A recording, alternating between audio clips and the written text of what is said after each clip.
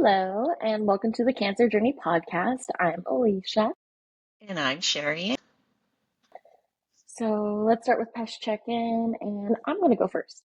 Okay. Okay. Physically, I am a 7. Emotionally, I'm an 8.5. Spiritually, an 8, and my hope is a 9, and my word is tuned in. Okay. Physically, I am a 8.25. Emotionally, 8.4. Spirit, 8.5. I can feel this rising. Hope, 9. And my word is anticipation. Okay. So today we want to talk about owning your story. Yeah.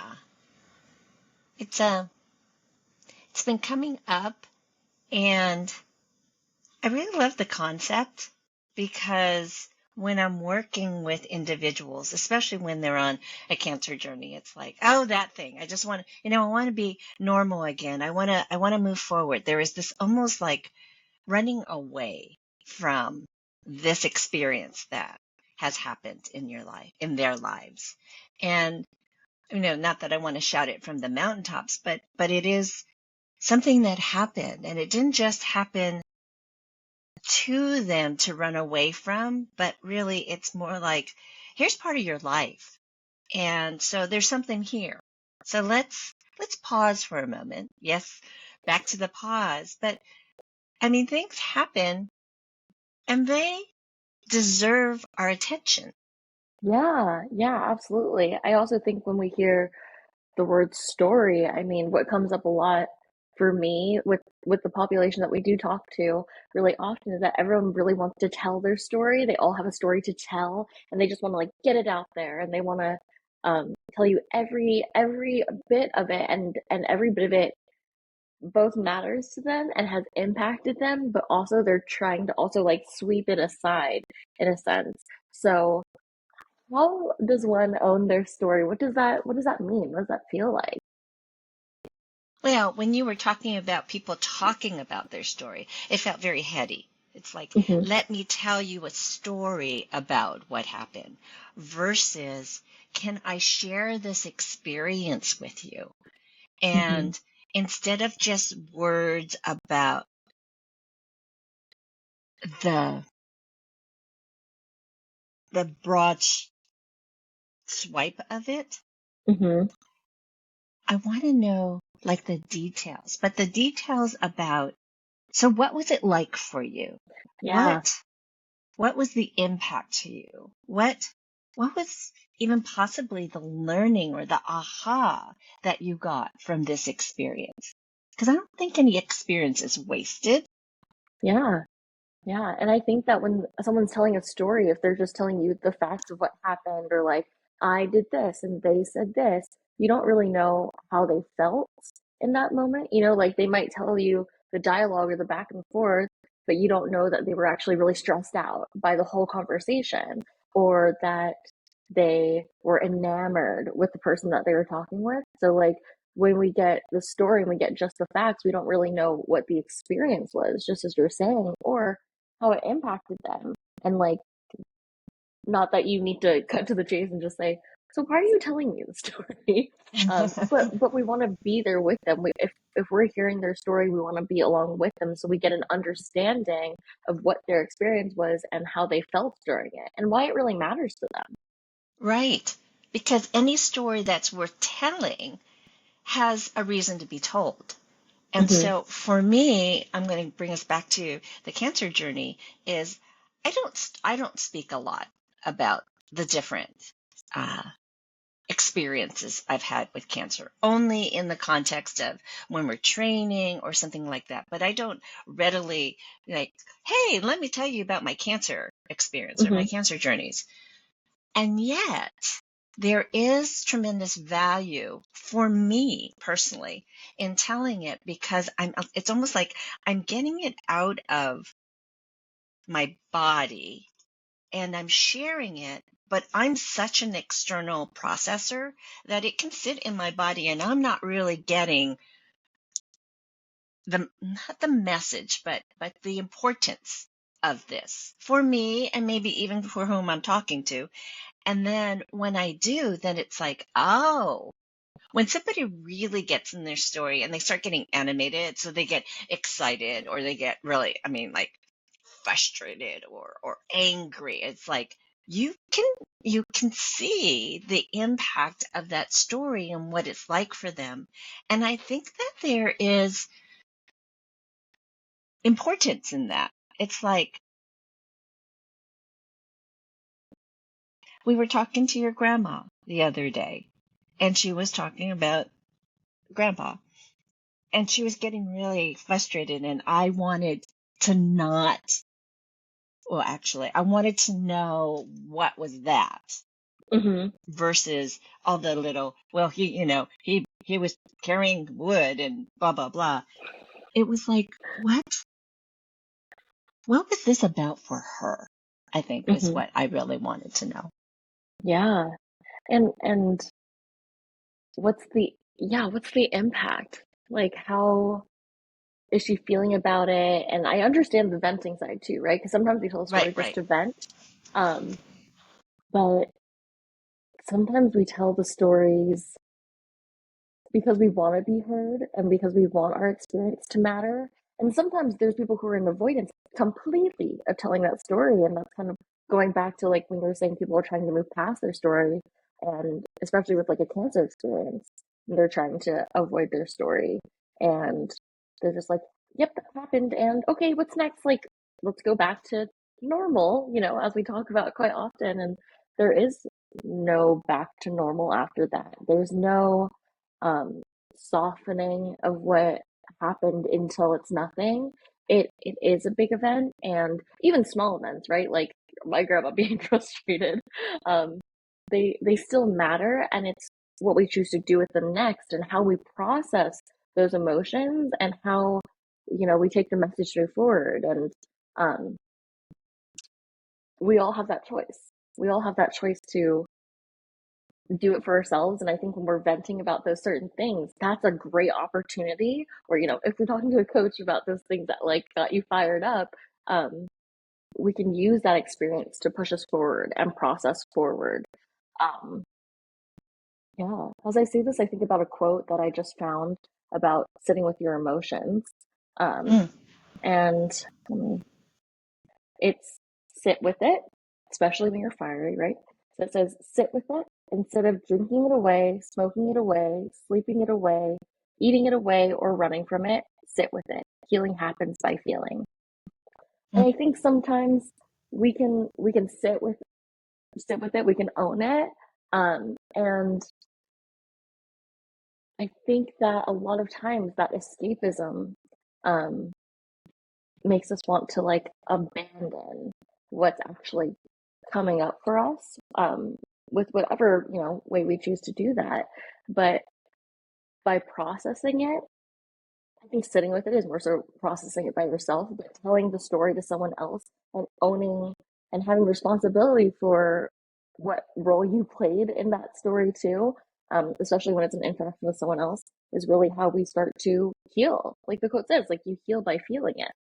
right. Well, I love that quote.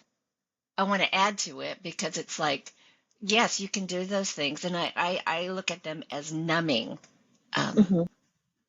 tactics. But I mean, it could be shopping it away, or watching TV it away, or just being distracted, avoidance. Hmm. It's like, I mean, and I'm copying to, there are times where I'm like, okay, I got to take myself shopping. And yeah, it's because I want to go shopping or I'm looking for something. But there is something about that allows me to like almost a salve for whatever I'm trying to avoid or what I'm trying to numb out. So Hmm. it's like shopping for me lets me see beauty Hmm. and creativity and possibility. So that's why that's fun for me. So it's like, okay, that's my pathway to that. But what is it that I'm avoiding? Because I really think that everybody has their own story. Every story is different, right? Our life story. And that it's important that there are so many pieces of that that make you who you are. And so it's like this sharing of, let me share me, whether it's in service of somebody else or just, hey, life is crazy. They say life is stranger than fiction. It's like, let's look at this crazy thing called life, but let's process it, yes, but also like own it and laugh at it and cry with it. And okay, so here I go. I'm talking about emotions. It's like being with the emotions that are there because they're messengers. Hmm. Hmm. I was just going to say the exact same thing. That Emotion emotions are messengers. messengers. Yeah. Yeah. And that there's something to tell, right? They tell their own story, really. And they're not something to avoid. No, I mean, the message that they have to say could be really fascinating. Hmm. Yeah. It's, I mean, I that's mean, what separates us from computers and stuff, right? Is the feeling, the emotions, and how it um not it just impacts. I don't want to keep saying the word impact. How it like escalates our life forward, or how it we make choices based on those feelings, or um yeah, how we choose to move forward, and how we want to take that story and the lessons that we've learned in that story and those experiences, and choose a different path, or choose the same path, or move forward but not pretend it didn't happen. right. It's consciously and aware with awareness that you are living forward Hmm. versus just like numbing in place, because that numbing, too much shopping, too much TV, too much eating, too much drinking, can stop you and get you stuck. Hmm. And then there's the emotions that come with that: regret, remorse, um, sadness. I mean, just depression. Even it's like, Right. so I think that the answers to living our best life is always here. It's like, okay, so here's the story of the experience I just had.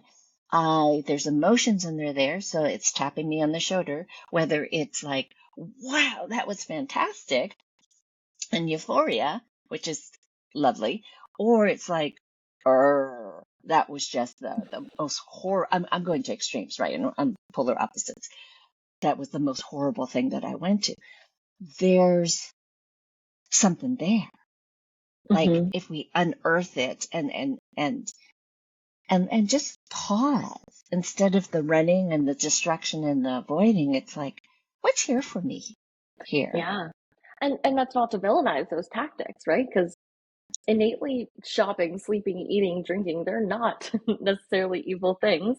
But if we're unclear about why we're doing them, or we're doing them to excess, like that's when they become dangerous. And that's also when we should be looking back and saying, okay, why? Why are we choosing this?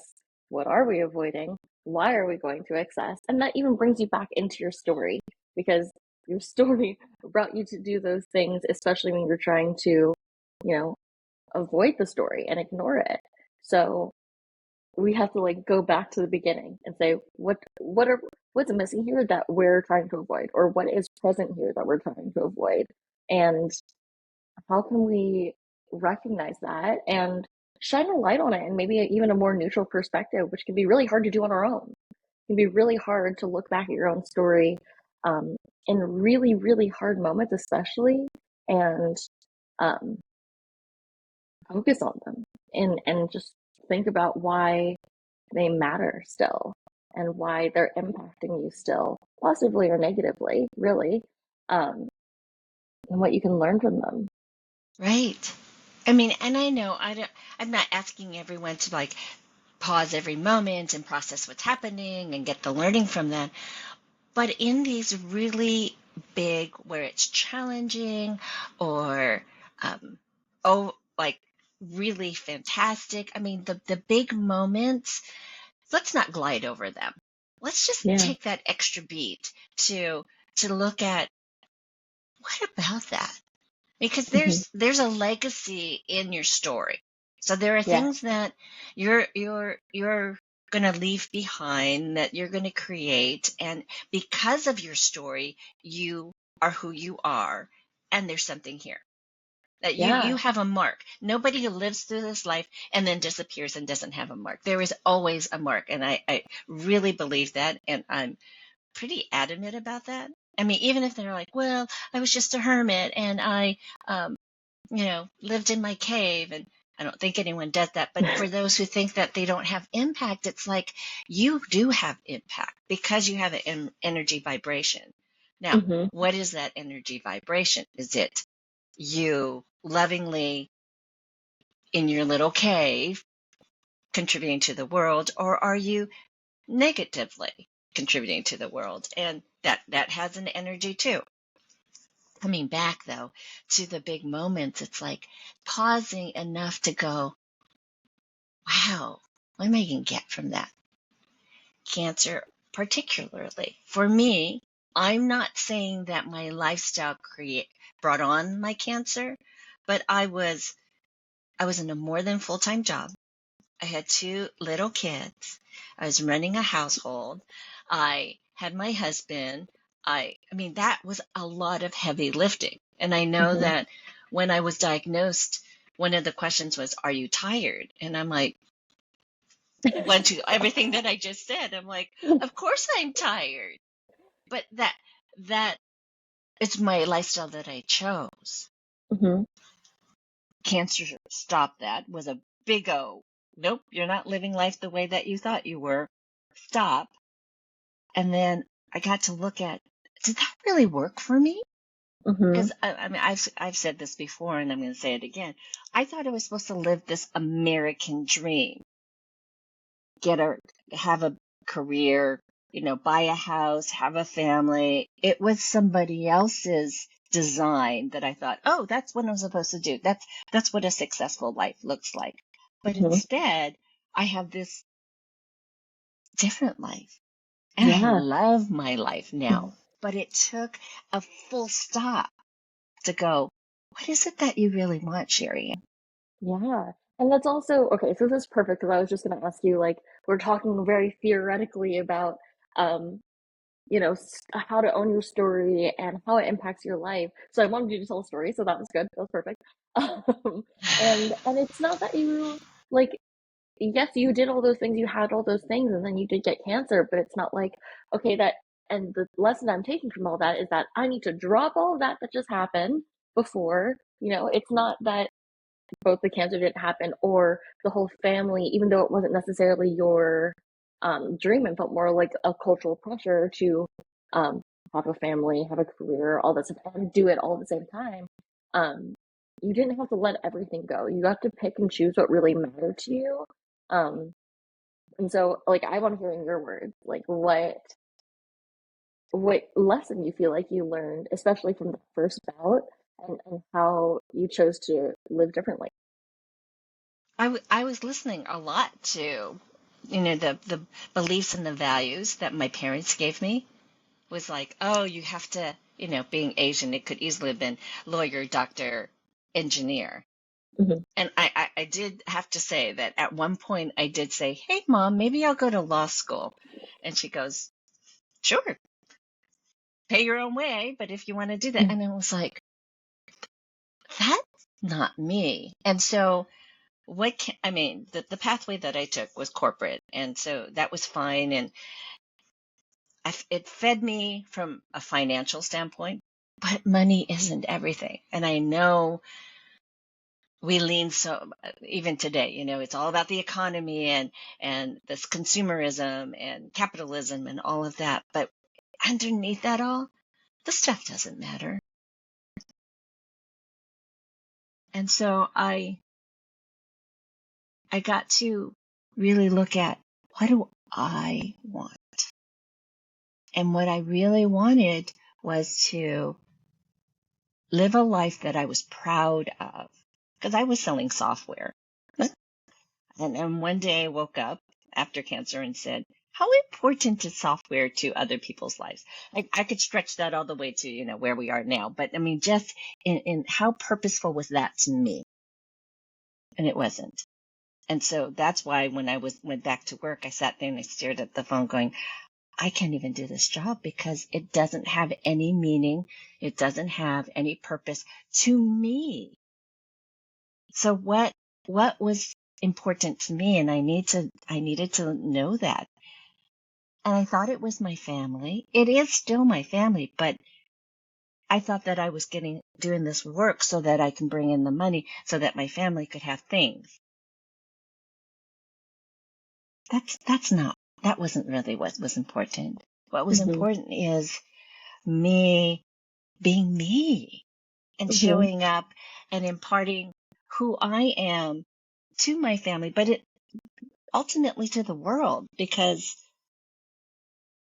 that's the purpose and the impact that I wanted to have. That this thing called cancer really shook me up. And then it shook me up. I mean, it shook me up 5 times in different ways. And it was like, okay, I could keep going on like this, thinking I have to live this life this way, or I can pay attention to what I really want. And once I Mm-hmm. did, I was happy. Yeah.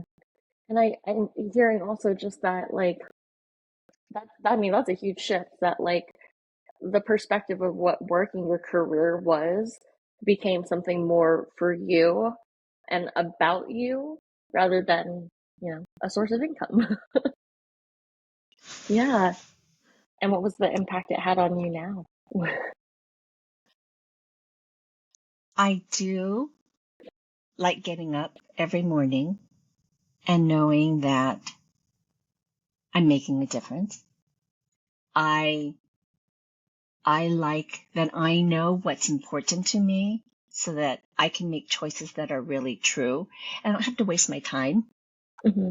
of like thinking like, oh, what would my mom want me to do? Or what does society want me to do? It's more me showing up in my skin.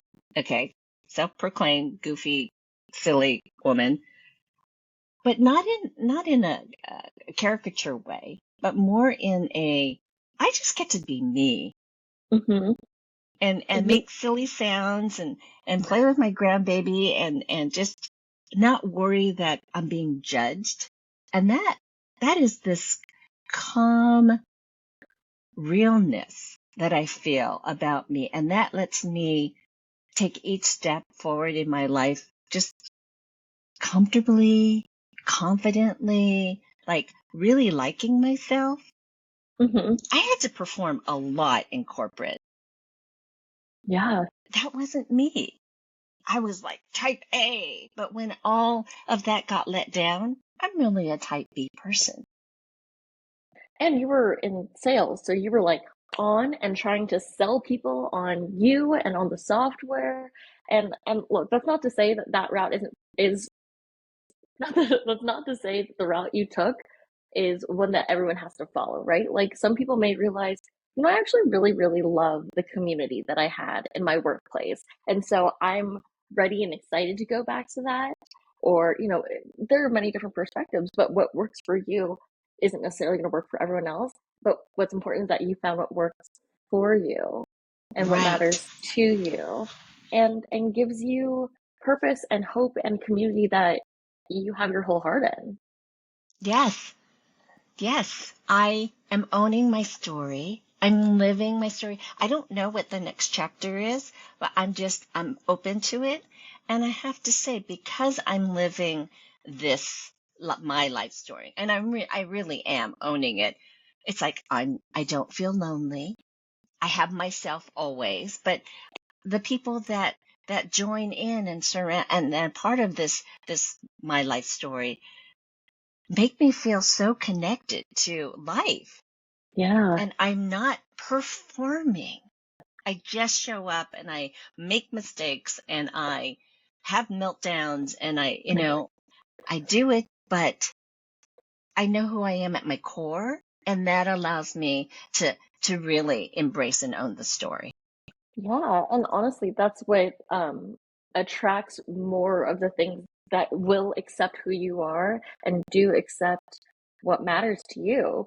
Because the more you are yourself, the more likely you are to obviously attract people who are like you or honor those things in you and value the same things you value or just value what you bring to the table rather than pretending to be someone you're not. And then having people who judge or like take advantage of that aspect and it doesn't feel in alignment. Like it just doesn't feel good for Right. you because you're not being real. Right. Okay, so having me say all of this, how does that impact you and your story, I mean, your I life think story? that I think that I over the last few, like several years, I want to say like 4 to 5 years, I've really gotten to embrace more of who I am and what matters to me. I mean, I think the pandemic did a lot of that, but I've also been through a lot of big life events that have really grounded me in who I am. And I mean, this work and really understanding that right the concept of what matters to me is going to be different for each person. So then going to the core of that and like me personally doing the work and figuring out what that is and exploring it and not feeling like I know what it is. I'm going to pinpoint that. It's like, well, I'm going to do the work to figure out what it is. I'm going to try different things. Um, I feel stronger than ever in who I am, but I stand on your shoulders. I mean, that was a little trickier because it's not like I'm just another coworker. I also was completely raised by you my entire life, so I got to watch this journey. And while I may not have understood every step of the way, and like obviously I knew cancer kind of changed your path, and that way you created the entirety of the Cancer Journey Institute, but I didn't know how the concept of figuring out who you are really matters and getting what you really want in life until like more recently. Um, and so I feel like because I've owned that, the impact is just like, yes, I agree, not like, I should do that. But I feel like it takes a lot of work. It takes a lot of ups and downs. It takes a lot of getting things wrong and then being okay with those things being wrong. I have competition high, so I don't like to not win. So when something doesn't work out, it's like the learning of even not taking that hard or choosing your battles and figuring out how I really want to navigate difficult situations if I want to fight or if I want to let that be someone else's business, not mine. So, what I'm getting is because you are embracing your story and because you're being really conscious about it, like you're aware as it's happening, it's like, oh, I'm at a choice point. And so I can go right, or left. And now I come back to my core. Hmm. What's important to me? Which way do I go? And you go, oh, this is in alignment with my Hmm. values, or this is in alignment with who I really am versus this is what somebody else says. Then you're back into owning your story. And then you take the next step forward, which is yours. I Yeah. think everybody has such a beautiful story. That's what makes them special. And I think that's why we want to hear other people's stories and read biographies, just like, what did you go through? How did you do that? Because it's fascinating. Hmm. And why did it matter to you? Like, how did that become a part of your larger story, the larger picture view? And I feel like, we always have reactions to things, right? So I forget where I heard this. It's a concept of like the first reaction you have doesn't necessarily mean that's truly what you want or who you are. Sometimes it's everything else, like what we're told to believe or think or want. And so your first reaction is like, oh, that's bad. But it's the second thought that you get to choose is, do I want to hold that thought or do I want to think differently? Do I want to embrace it in a different way? Like, oh, that person's ugly. Or like what they're wearing is ugly. And you're like, no, it's not. They're beautiful and they have this whole story. And we don't need to react that way, but that gets to be an internal healing moment where you get to make the choice to think of something different, and you're noticing when a thought is not one you want to hold. Right. Right. That's the beauty of powerful choice. It's Mm-hmm. like, oh, I have a choice. I can make it powerful. I can just make a choice. But when I take, oh, I'm going to always say this, the pause to go, what do I really want? Oh, the freedom and Mm-hmm. the, uh, what's that A word that I'm trying to conjure up right now? The Acceptance. autonomy, the, just the, I make my own choices. Yeah. Is that your takeaway? Yeah. Yeah. That in my story, I get to make the choices. Yeah. Ah, that feels so good. That's like, just a wash over. It's like, I get to make my choices. So what's your Yeah. take? Oh, yeah. And my word is freedom. So what's your takeaway and word? My takeaway, very similarly, is that your story is your own, and um, something I feel like I remind myself often recently, and it's just in my head. It's not something I really tell people. Is that like no one cares but me. No one cares about my choice or what I'm doing or if my hair is orange but me. And so I get to make that choice, and I get to actively make that happen. Or um yeah, yeah, that autonomy. I'm with you on that, and that people don't care as much as you think they do. Not care with heart. People care with so much heart, but people don't, they're not as impacted negatively as you think they are. Your story matters more, and what you want matters more. Um, my and Okay. my Go sorry, ahead. my Your word is, word. yeah, the word is self first. Self first, which I love Hmm. because that's so important. I just wanted to add one thing because as you were talking, I wanted like impart to our audience that while a cancer journey feels yucky, technical term, that that again, you're at choice to make whatever you want from it. And if you're thinking, oh, I want to find the silver lining within it, sure, we can help you with that. Or I need to vent so that I can find like how I want to incorporate it into my story and how I want to hold it.